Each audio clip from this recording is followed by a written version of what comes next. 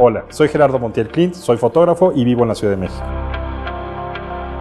Divido mi relación con la fotografía desde diferentes ramas. Una de ellas es la fotografía personal, a la cual le trato de dedicar el mayor tiempo posible.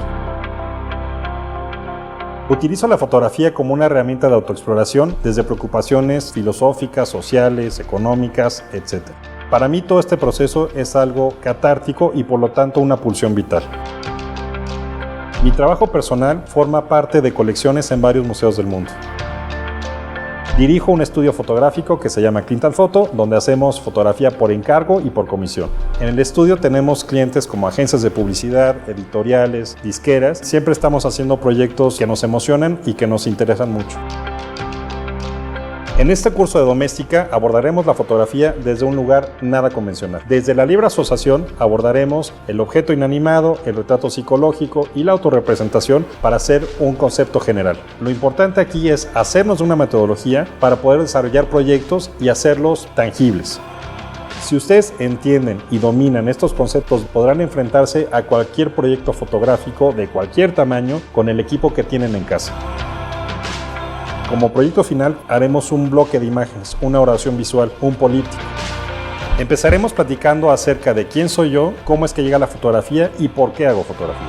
Haré un pequeño recorrido de las influencias que me han marcado dentro de la fotografía, el arte y sobre todo la literatura. Les enseñaré de manera muy amena conceptos básicos de iluminación. Desde la puesta en escena frente a la cámara, crearemos un personaje, será dirigido por nosotros y haremos algo en conjunto.